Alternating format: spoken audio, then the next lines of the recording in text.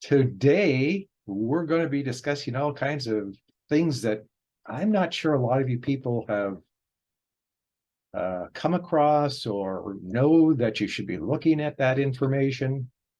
And I was reminded of it because of something that one of the members said in the meeting last week.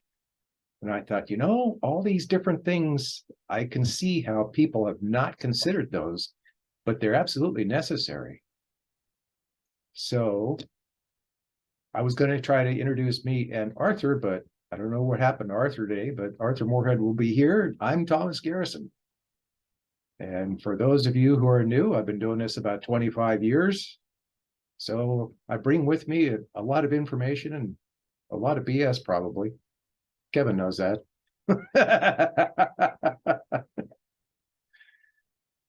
But we're going to discuss a lot of the things that are necessary in your site that you don't necessarily think about. And I'm going to send pretty much every week I've gotten in the habit of sending the list of tools because so many people either don't have it, they don't have the specific tools, don't know about them, or they would just like to have that list so they can refer to it and go, oh, okay, I know I need to do this, I need to do that. So let me get to this file and I will send that across. At the bottom of the list, as I get to it here, is the list of the things that we're going to discuss today. So if everybody looks in the chat, I just sent across a TXT file called SEO Tools. So if everybody would download that to take a quick look at it, that's what we're going to go through, are the things all the way at the bottom. They're required for your website stuff. And you might think, well, how are those tools? Well, guess what? They are tools. They're inclusions, if you want to call them that need to be in your site. And I'm sure there are a bunch of them that you'll probably look at and go, I have no idea what that is. And that's fine if you don't know, as long as your site has those things. Now, WordPress, Joomla, a lot of the independent platforms, they install some of these things, not all of it, but they install some of these things because that's just part of their system. The one that comes to mind, if you look through the list, that usually is installed by the system is the schema code. Now, that's something in the last few years that the search engines have become, you've got to have the schema in there. What is the schema? It's part of the gobbledygook code that's in the site that you never see. Is that a good explanation? Because if I go into that, you guys are going to go, you lost me when you started saying it does blah, blah, blah. I'm going to share my screen with you. And before I do that, I want to get back. I see there are a couple people who just showed up, including my co-host. He was asleep at the switch, I think. Where is he in the list? There he is. Welcome, Arthur. You missed the introduction, but Arthur's been doing this for about 20 years also. I'm going to share my screen, and anybody that did not get or does not see the list of SEO tools that I've already put in the chat, let me know. I'll put that up again. Barry, it might be you showed up, but anybody who does not have that list, just let me know and I can put it in there again. What I want to do is start showing you some of these things, and the only way that you're going to see it is by actually seeing it in a site that has it. So let's go with the first one, Canonical. What is Canonical? Well, that means you could either have www.mysite.com, and I've showed an explanation there in the tools, so you have that, or it could be just mysite.com. In in your website, if you don't show in the code, it's not on the page itself. So I'm going to switch to this gobbledygook that you guys are always going, I have no idea what that is. In this stuff, which is the code for your site, there needs to be a canonical URL for the site. So which is it going to be? Is it going to be the www or without the www? And of course, every platform, regardless of which one you use, gets to the site properly. That's true. But the search engines, when they come to your site, they will see both if you don't explicitly say, I have the canonical in the code. So they will see and go to mysite.com, and they will go to www.mysite.com. And as far as the search engines are concerned, that's the same page. So they say that's duplicating the page. So double the number of pages that you have. And the search engines, if you do not have a canonical, think that you've got duplicate pages for every page in your site. You'll get in a lot of trouble for that. So you have to install something that does this. If everybody can see what I'm highlighting here, it's a link that says canonical, and it shows the one that I'm saying, well, okay, I prefer to use this one. You can use either one. It doesn't make any difference. You just have to state in that plugin which one you're using. So the search engines will do the same. Say, okay, so we'll look at the pages, excuse me, as I've said, we'll look at the pages with www and mysite.com. If you want to do the without the www, that's fine. Correct. There's no reason. It's just they're trying to say which one, pick one, because a dynamic site will display under either one. And the search engines come to the site and they go, well, which is it? So that we don't look at the other ones and think that you have 2 pages for every one.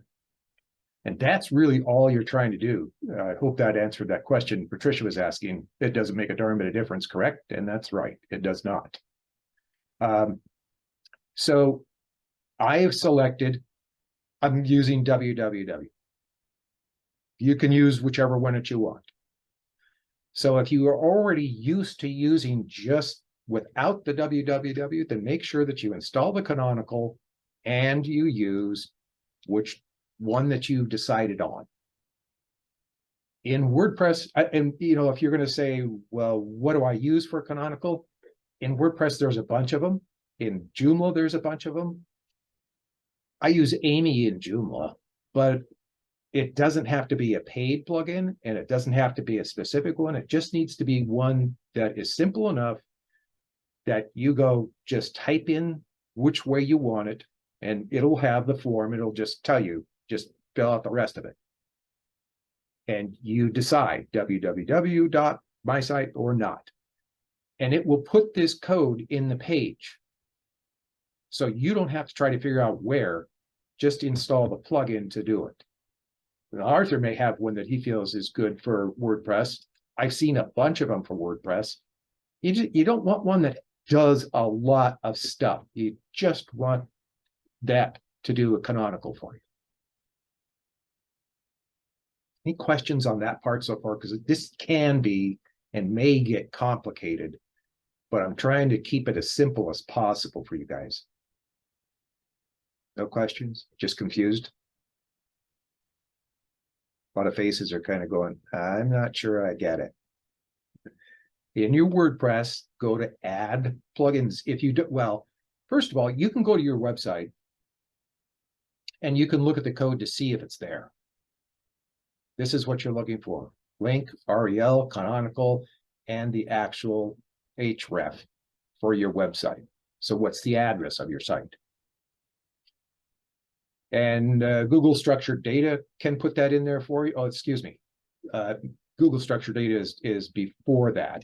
So like I said, I use Amy, but if you find something else that is simple and it works and it's free, go ahead. It's not like there's anything that needs to be done any place in particular. I know there's a bunch, but I can't think of a specific name for WordPress. Arthur, do you know of one that you usually use?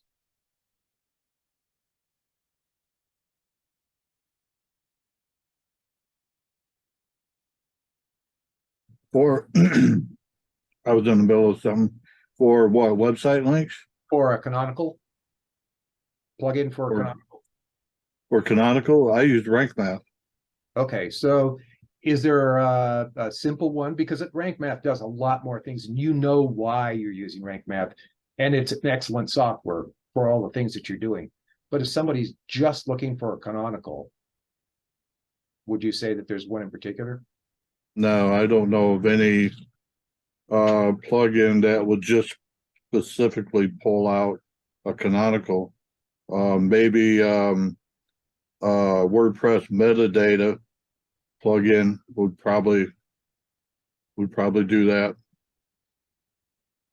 It's interesting. I know that in Joomla you grab from a bunch of them, and that's all it does is a canonical. You know, Let me see if I can would find one.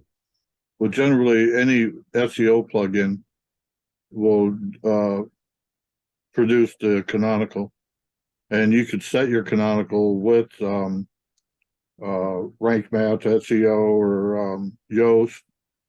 They have, you know, a field that you can actually change your Canonical if you want. Mhm. But as far as a standalone plugin just for Canonical, I don't know. I don't know of one that does that other than maybe the metadata plugin. And there's the difference between, or one difference with WordPress and Joomla, because like Arthur's saying, most of those that do the canonical for you have other things that they do. And I was going to say Yoast, but I don't remember seeing it in Yoast. Is it in there? Sorry, what? Do you remember seeing the canonical in Yoast? I don't. But Yeah, if yeah. it's in You could set the Canonical if you have. You might have to have the Yoast Premium, you know, but Yoast will automatically set the Canonical to your page title. I do know if you're not using an SEO plugin, WordPress will automatically set your page title as canonical. and that's, maybe why I should ask that question too. How many people have never installed or never come across something in the things that they've installed with their WordPress site where you had to put in what your URL is? Now, I do have to back that up because I know and WordPress may do it differently, because in the general settings, you're adding the specific URL. So you're including or excluding in the general settings. And Marinella, okay, we have toast. I need to find one. Toast is not a plugin. That's a typo. Autocorrect. I know. I hate the autocorrect too. But at the same time, there is a page builder toaster. I was thinking, well, maybe she's talking about that.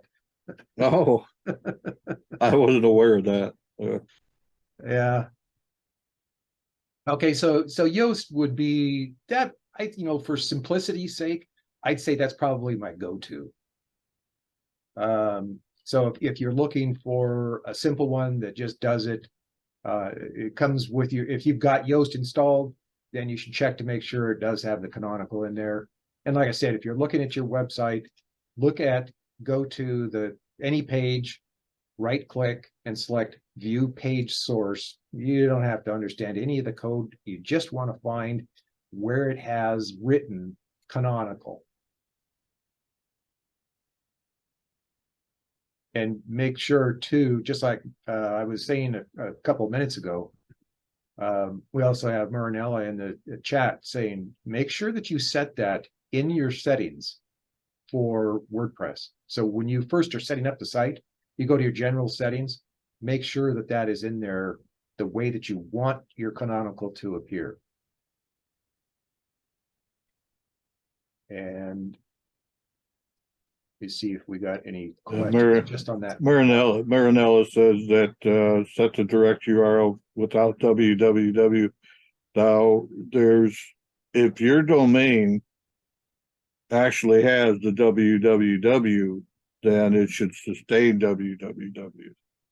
You know, if you actually create a domain with the 3 W's, then it should be that. Don't admit it.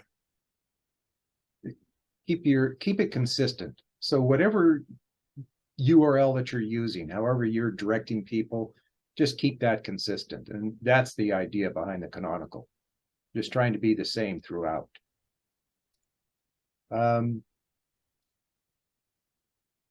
questions about that before I go? Because it's something that's important for your site, but a lot of people just overlook it. The next one in the list is a sitemap. So how many people have a sitemap in their site?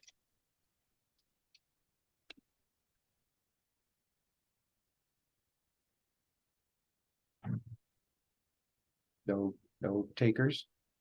Barry does. Okay, Lisa's got it. Blair's got it. That's good. Okay. John, Kevin, do you guys have a sitemap? And if you say, I have no idea, I'll show you how you can see that, how you can tell. So let's go back to the screen share. I'll go back to my site and the kind of go from the beginning. Here's the site.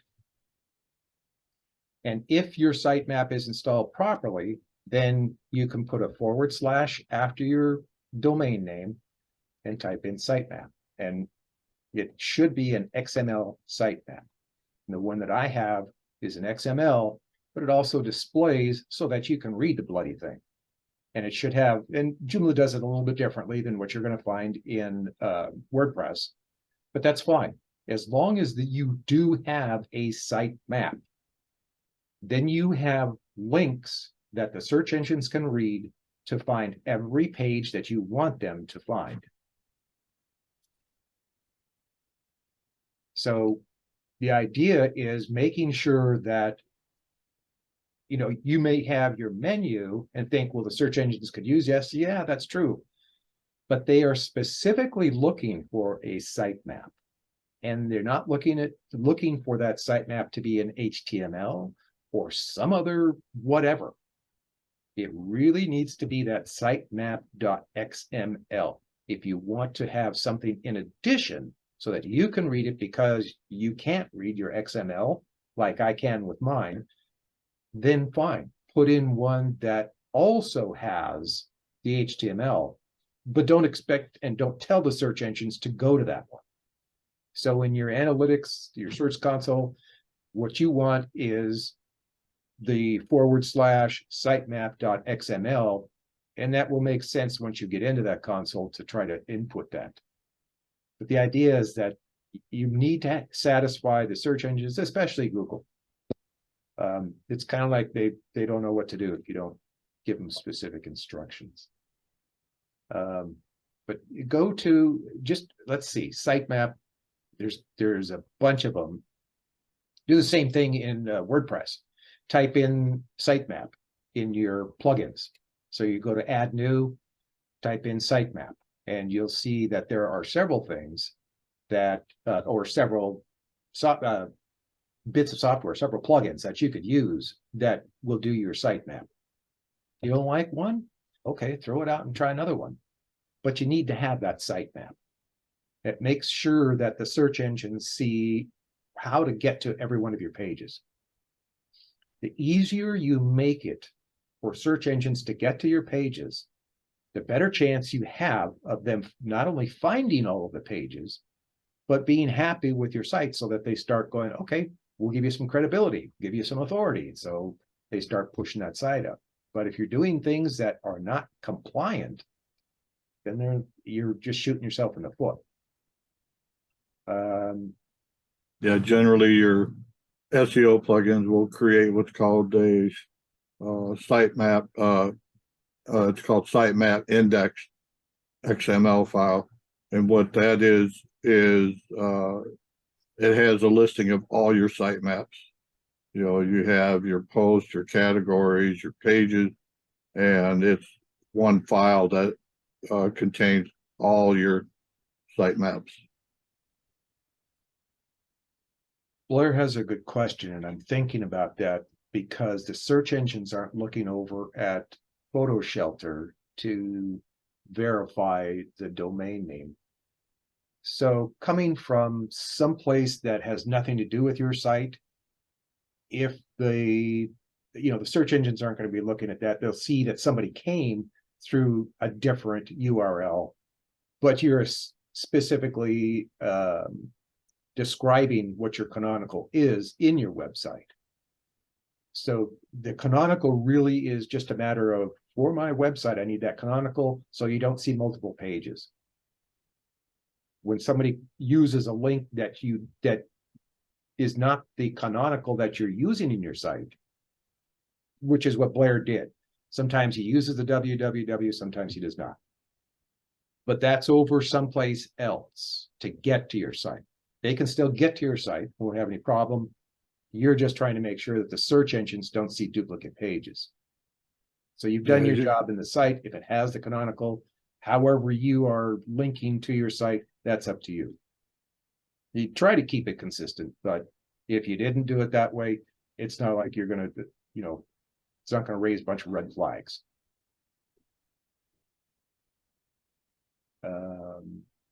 Okay, so we hit sitemap. We know that you need to have that sitemap. Robots.txt. That's something that your platform, WordPress or Joomla, should be adding when you install it. And if it doesn't, you do have a problem if you don't have your robots.txt. This is another one of those where you're going, I have no idea what that is. Well, you won't know what it is when I show you either. Oops. If I would type it correctly, instead of robots, this is what your robots.txt file looks like. It's something that's on the server. It's not something that you have available in. I guess I should share that, shouldn't I? It's not something that you have inside of admin, although maybe you've got some plugin that allows you to see your robots.txt. That's fine too.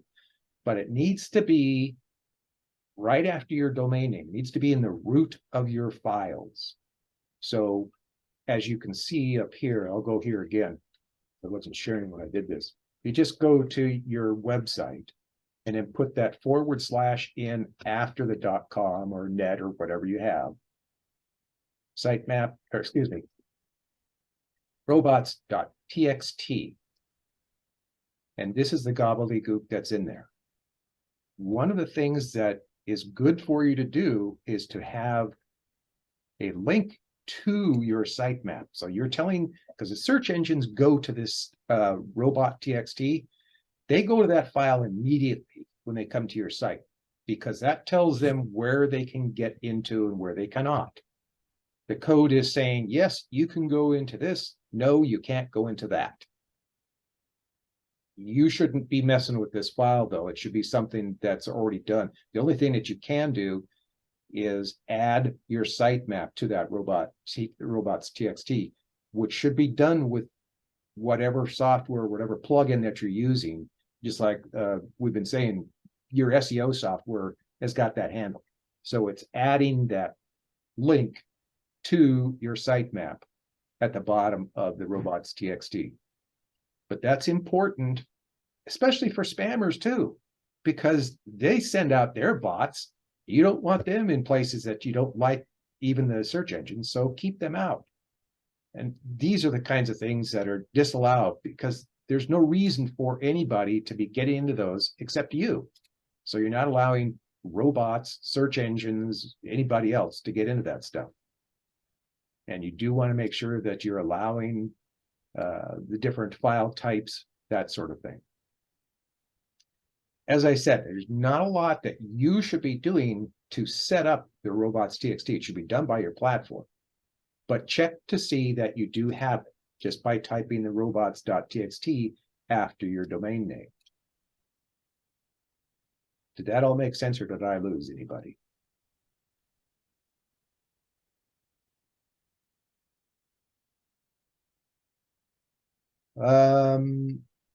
Let me see if I can find your name here. We've got a newbie.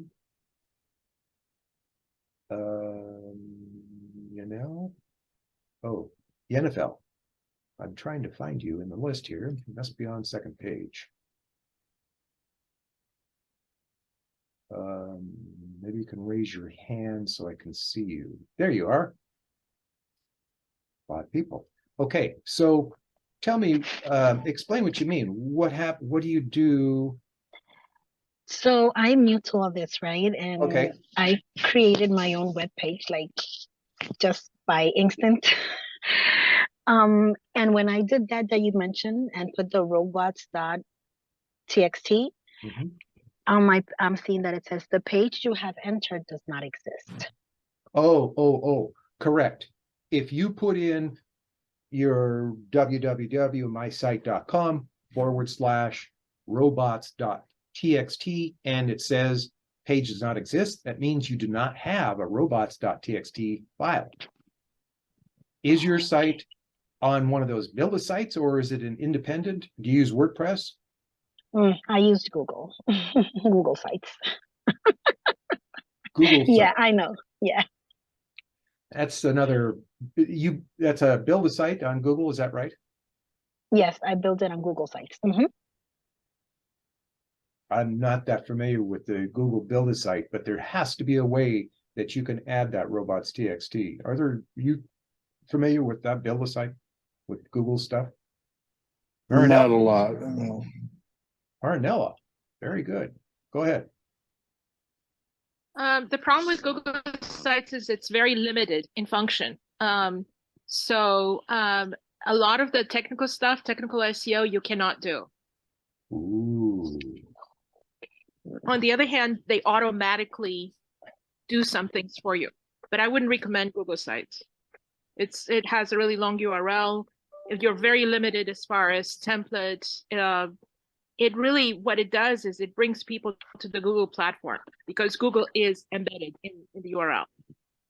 And, you can't take the template with you if you get attached to it. You have to, whenever you transition to Squarespace or WordPress or whatever, you obviously have to get a different template and put your content there. Just like all the other I've Build-A-Sites.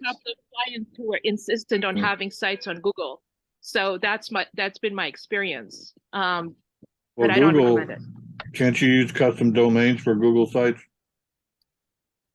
No. Really? They don't I don't have think that option where you can list your own domain with Google Sites? I'm not sure. I can check it, but I don't think so. Let's go back to Yennefer. What's your domain name? How do we get to your website? You want me to write it on the chat? Yes, yeah, please. Letitia says it does. Yeah, Google Sites allows custom domains. I thought so. I mean, there isn't really too many flat platforms out there that don't allow custom domains. Well, that's what I was sitting here thinking. Now, wait a minute. Google's the one who mandates that we have all these things. And if they don't provide some of this, it's like, wait a minute. And like I said, I'm still working on it.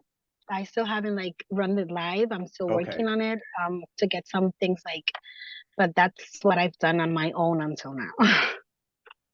Yeah, no robots.txt in your site. I see that. But yes, it is her domain. So it's not Google something. It's just www and then her domain name. So Google does allow that. And SEO is an experiment, and so is web development. There's always stuff that we're learning. So Mernella and I just learned something. Google does allow that, and Google's a pain in the rear. We already knew that part.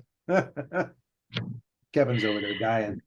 Yeah, I've built a couple sites with it, but it's been years ago, and I don't really mess with it. So Well, the interesting part is Letitia's even saying there's no root access, and some of these things that we're doing, like the sitemap, you don't have to have root access, but the software, plugin that you're using does. So if Google's not allowing that, then they don't have a plugin that's going to, well, I don't know. There must be some way to search in the Google build a site that allows you to have that robots.txt file as well as a sitemap. So it's going to take you doing a little bit of research and checking around in the options that you have to see where that is. And Okay. Kevin actually has one. Look at that. So check with Google and see if that will work for you.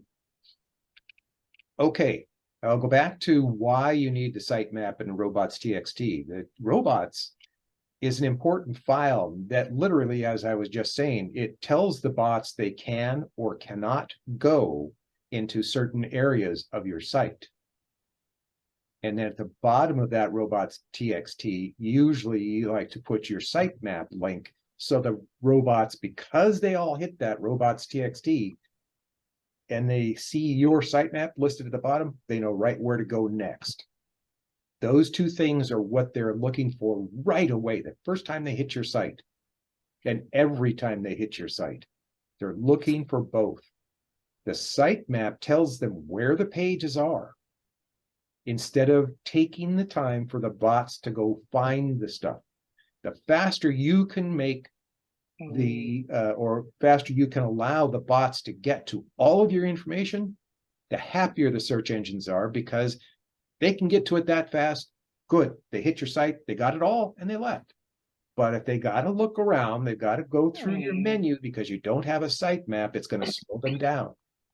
And if you don't have a robots.txt file, there's a chance that you could be allowing bots into areas that they should not be. So don't just look at that and go, well, I don't have it and whatever. It's very important to get into the technical side of it. It's like, you guys don't want to know that. I'm just telling you, it's important for both of those things. Any other questions before I go to the next one? No thumbs, no fingers. Okay.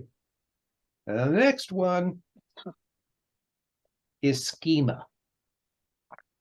And I know that none of you, well, probably most of you, have no idea what the schema is. It's code, it's markup that you never see, but the bots do. And Arthur may have a better description, but I don't know how to tell you more than that, because it's something that your site needs. And if we launch into what it does and where you find it, you're going to go, what? So it's the code that tells things like, what am I trying to say? Like the menus, describing how the menu is put together, describing who or what person created and when, and the dates for when you created an article, a page. That schema is in there showing the search engines how that was done, or if it's there, if the site is compliant. And really, that's what schema is all about. Is your site compliant with all the code that's mandated? If you're trying to look for schema, you're going to go, well, I have somebody asking how you spell that. Do you all have the list of tools that I have put in a few times? I'll put it in again if you don't. So raise your hand or something. Let me know if you need that file again. Need the list. Okay. So I added a link in the chat to explain what schema markup is about. yeah, for us to explain it, we'd probably go on for a while. You can read something that explains it. and then you can scratch your head because of what they said, how they described it. It's not an Yeah. easy thing to describe. It's code that you're never going to add yourself, but the site needs it.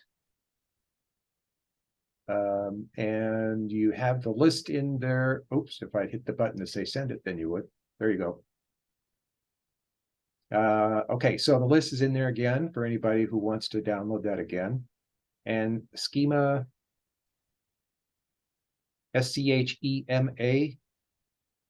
SCHEMA schema. Yep. So make sure that you've got that handled. And then I'm going to go to the next one, which is a little bit easier to understand. Fast loading pages. Now, you might not think that is critical for SEO, but in fact, the number of times that we have discussed this, you should really understand it is critical. If your pages don't load fast, you're not going to have, Google will not display your search results to mobile devices. So if you're doing well for desktop, that's great. But somewhere in the neighborhood of 70% or higher of the searches done in Google are done on mobile devices. Don't try to design your site just for desktops. Don't think that you can make a good living on just the few people you get on a desktop. If you're not open to the masses, Google's mad first, so you're going to rank low, and your search results are not going to be shown to mobile devices, which also means you're not getting the mass amount of traffic that you really could be getting. So if you've done a lot of work to get your site up in the search engines, and say that you're in the top 10 or even the top 15 with desktop, you could be nowhere in the light of day as far as mobile devices. That is saying, well, I don't care about 70% of my business. Ooh, really? So if you're looking at how many people can get to your site, that needs to be 100%. Because you're doing all this work and you're just trying to make your way into the top of the search engines. Everything you do to help is going to help you gain that access to that top 15, 20, or even top 10. But if you continue to ignore the speed on your site, you probably not see the light of day in the desktop searches, in addition to the mobile searches. Mobile searches, they're just, Google says, no, you're not going to be there unless you meet, and this is the hard part, 90% or higher. Where you got that? So if you have a fast site, if all your pages are fast, then you're fine. How many people who are here have tested the speed of their site? Hands? I see 2 people. I know I've tested them with them. Anybody else? John, have you tested yours? Yes, okay. Sue, anybody else has tested their speed? I test about 10 of them a day. Yeah, I do a lot today, a lot every day, because that's one of the first things that I do. Barry says that he's tested his. Okay. All right. So let's do that. We're going to go here. Oops, not PayPal.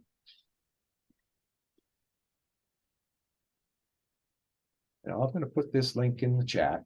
It's in the tools, so everybody knows. But I'll put it in the chat so you can all use that right now and drop your website URL into that page. Do I see people scrambling to do that? Yennefer, the list is, put it in there again, it's right below where you said need the list. So look up in the chat and you'll see that. It's also up at the very top. But you'll see that list in there. What I want everybody to do, if you haven't done it, do it right now. It takes maybe 30 seconds for the thing to load. Check your page speed. And you want to do it with every page. So let me get rid of this robot.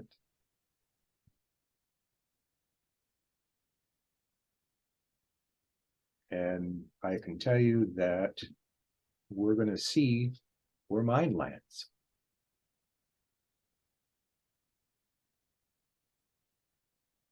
It's interesting. They now have a time and date for when you ran the report. It hasn't been there before, not that I remember. What about you, Arthur? You ever seen that? Yep. 88 is slow for mine. There's another way to make sure that you're getting the proper speed test. In Firefox, you can use the private window, and in Chrome,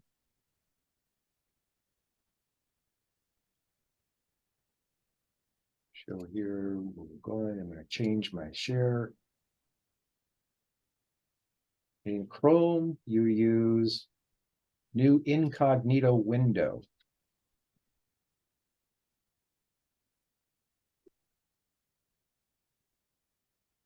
Why do you do that? Because either private window or in incognito, it takes a lot of the stuff that's going on in your specific browser. Takes those things out of the way so it shows you a more true speed. Do you see the difference between 95 that I just did on my site and what I had when I just did it in my browser on Firefox? So you can have that big of a variance. You're looking at 90 plus, and I already knew when I saw the 88, I thought, yeah, that's not necessarily true. Also, folks, when you're looking at the speed test, don't select desktop. You really have absolutely no concern with your speed on the desktop. It's going to be faster. It will always beat the mobile device. I mean, you can switch over to it. Yeah, 99%. You can see the vast difference. And go back to mobile. That's what's going to get you into trouble, is if your mobile page speed is under 90. Mine's actually at 95, so I don't worry about it. If it were down to 80, I'd actually turn on cache. I don't have cache turned on my site, but you can do that, and that will help speed up your site. That's one of the many things that you can do, in addition to making sure you're on a quality server. So a quality hosting company is mandatory today. If you're hosting with the least expensive host that you can find, the chances are they do not have fast servers. There are only two companies of which I know. Arthur's on one of them and I'm on the other. A2hosting.com and greengeeks.com. They use Lightspeed servers. We won't recommend anybody else. And I can tell you, if you start naming off any other hosting company, I'll say, that one's trash, that one's trash, that one's trash. Google, GoDaddy, number one, it's a slow server. All of their servers are slow. You can do all kinds of cache stuff. And maybe if you have somebody who really knows what they're doing and your site isn't too slow, they can get it up to that 90 plus. And just like Marinello saying, choose Green Geeks. Green Geeks is an excellent company, and so is A2. I won't say anything bad about either one of them. I host with A2, and I have for many years. Same with Arthur. He's hosted with Green Geeks for many years. He's got a reseller account, and so do I, in each of those. So they use that Lightspeed server. If you're on a hosting platform that does not use Lightspeed, it's difficult. It can be done, but it really depends on the website itself. Our thing is trying to say, don't fight it by going to a $295 a month hosting company. If they charge $6.99 a month instead of that $295, pay that $6.99 a month. It's well worth it to make sure that your pages load fast. And as Arthur likes to say too, it's an investment. It's not just saying, well, it's going to cost me. Wait a second. You're investing your money and time into your website so that you can get a lot of traffic so that you can make money. It's the same if you had brick and mortar. You invested to build that brick and mortar business. And now you're advertising to make sure that you get traffic. Search engine traffic, basically, if you do your SEO correctly and you do all the stuff right with your site, or you do an AdWords campaign, you are advertising. So that is your marketing, just like it would be for brick and mortar. And speed for a website is like, if you have a bunch of, if you've got a brick and mortar place, let's say you have a small brick and mortar cafe, and it's on a sidewalk. There's a sidewalk right in front, and it's in a pretty popular area of your town, and people are always going by. So you get a lot of traffic. Well, now imagine that same cafe that has these sandwich boards, a bunch of them out in front of the front door. So there's no easy path to get to that door. Are you making sure that the people can get into your cafe?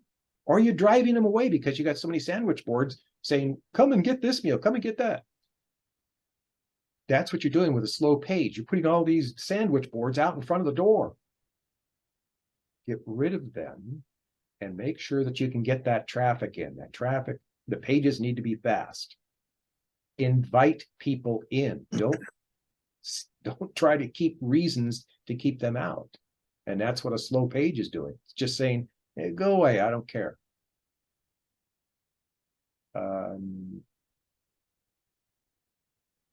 Let's see. Any other questions? Oh, any other questions on the page speed as far as that goes? How to find it, what to get. We all know you need to be fast. Anybody here willing to raise their hand saying, I know that my pages are at least 90 or higher? Kevin. You want to see why, Kevin? Kevin, would you like to come on and tell everybody why? You mean because I listened to you? Well, it wasn't necessarily the reason I was expecting, but I thought you were going to say, because I'm on A2. I'm on A2. Yeah. But yeah, so I've got a 94 there. 94. Wow. And a WordPress site, right?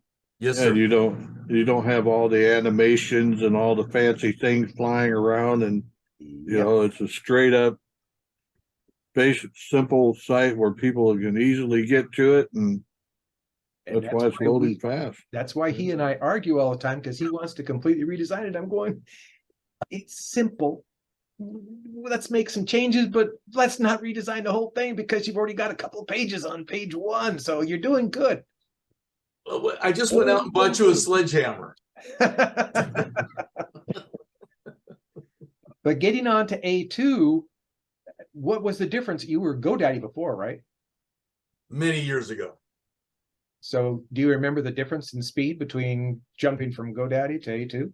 Never tested it when I was on GoDaddy. I'm sure it was very slow. Arthur and I do a lot of testing on a lot of different platforms, so we can usually tell just by looking at a site, yeah, this one's not going to pass, and we do page speed on it. Ooh, yeah, that's then no. Never see the light of day in the mobile search results. Mitch, you had a question, but I need to unmute you here. There you go. Trying to talk here. Oh, here, did you need me to mute you again? So I use GoDaddy and I'm actually getting some good results. At the site you gave there. Okay, How about that? what's your speed?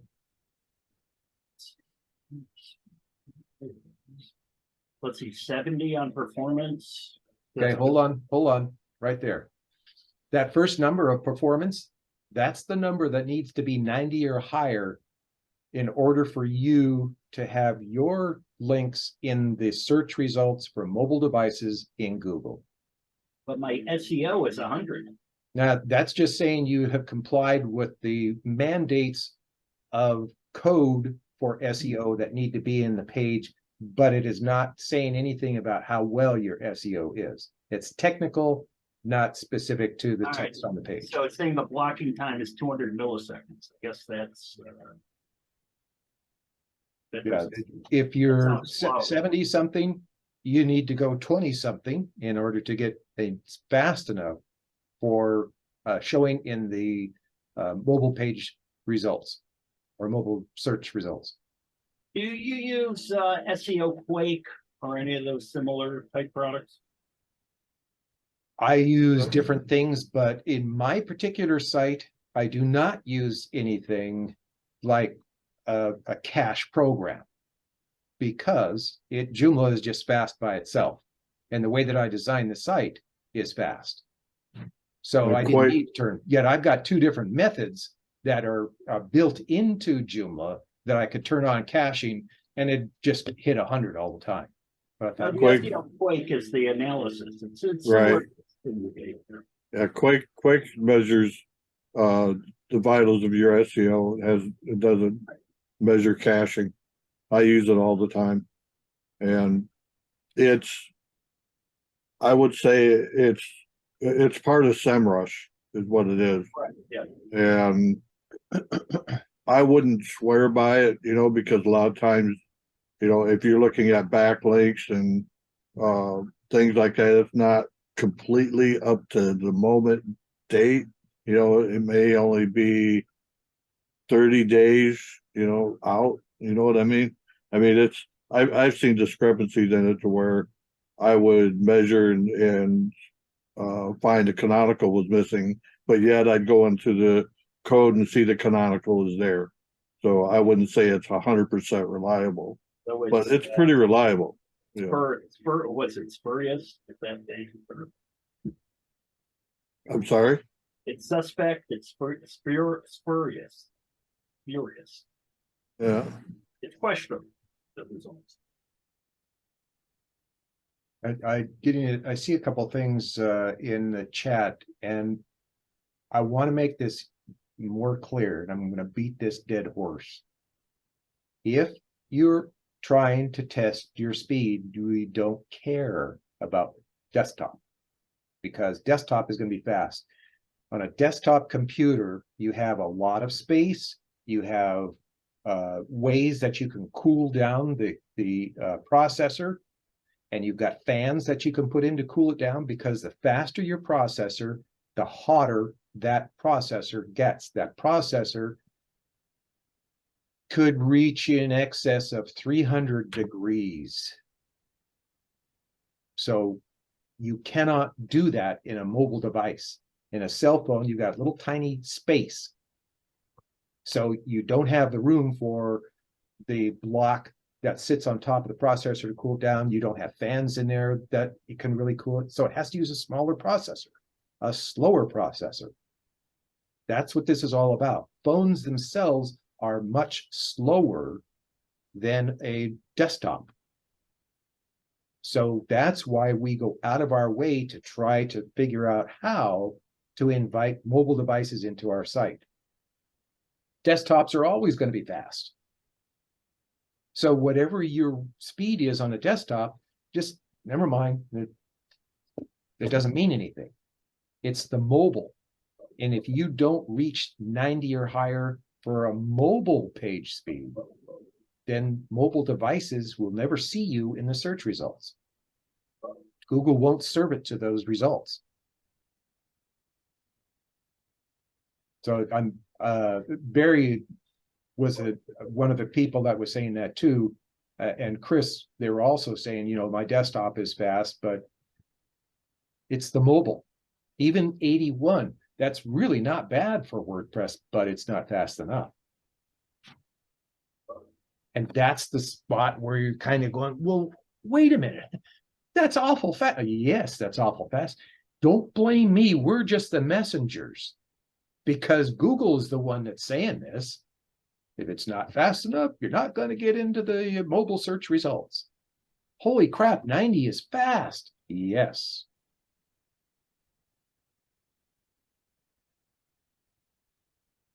And 80s are the next best thing, but it's, if you want to do the research to figure out what's the minimum speed, be my guest. I know that when I've done it, I can't find anything that says, well, if you're down here, you might. The last I remember reading was close to 90. And yet at the same time, you could be, well, if it's in the 80s, yeah, you're close. But if you're in the 80s and you haven't really done anything to speed up your site, it won't hurt at all to add a cache plugin. And, or you can do like Kevin and many people have done, you move to a faster hosting company so that you don't have to mess with it. You don't have to worry about it. If you have a WordPress site and you go to a Lightspeed server, as soon as your account is there and you load your site into that account, there is a plugin that's automatically added to WordPress, which is the Lightspeed server plugin that automatically does a lot of the cache work for you. You do need to make some settings if it doesn't if it's not that fast, but it automatically is there. You were going to say something, Arthur? Yeah, it's called LS Cache. Hmm. Is the name of the plugin. Yeah. And there's also another one that's you have to pay for, but it's called WP Rocket, and that thing practically works out of the box. But you have to pay for it. It's not free. So there are some ways that you can get it faster. In fact, it wasn't in my list. Didn't I have Rocket in there? Yeah, WP Rocket is in that list that you all have. It's about the fourth one down, right below where it talks about page speed. So you get the paid version to make sure that you can really get your site screaming fast, and that's what you want to do. Cache is a technical term, but it's like cache on your computer. It's putting some information aside because it's information that visitors get to all the time. It's like the basics of each page, the code and things, so that when you hit a page, it doesn't have to load it for the first time. It's already loaded in this cache. So when your computer gets to that spot, when your desktop or a mobile device gets to that page, that stuff is already preloaded, if you will. That's about the simplest way that I can say cache works, even though it's not quite the correct way to describe it. For those who don't know about cache, that's as close as I can get to a simplified explanation. So cache will certainly help. Now we have more in the list, but kind of out of time. Didn't realize that I would take this long to get through the list.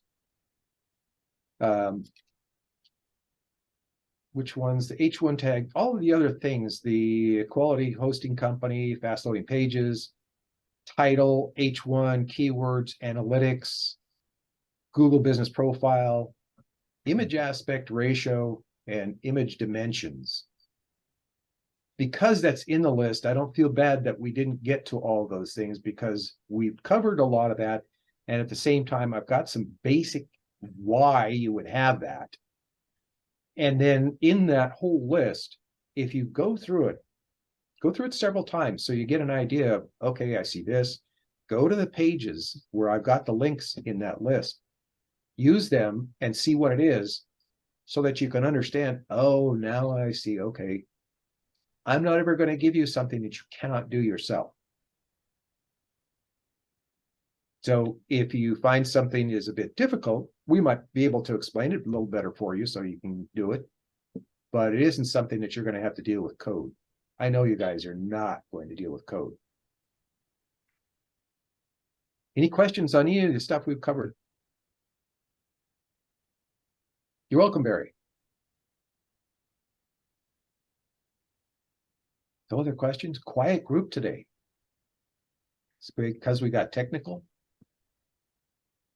Brains are smoking.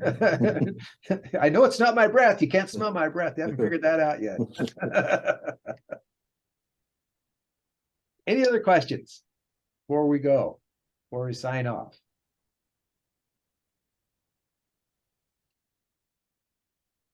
Okay, then. Well, thanks for joining today, you guys. Thank you for all your input. And I hope you guys all learned some good stuff. We'll see you next week. Next week is networking. Bye.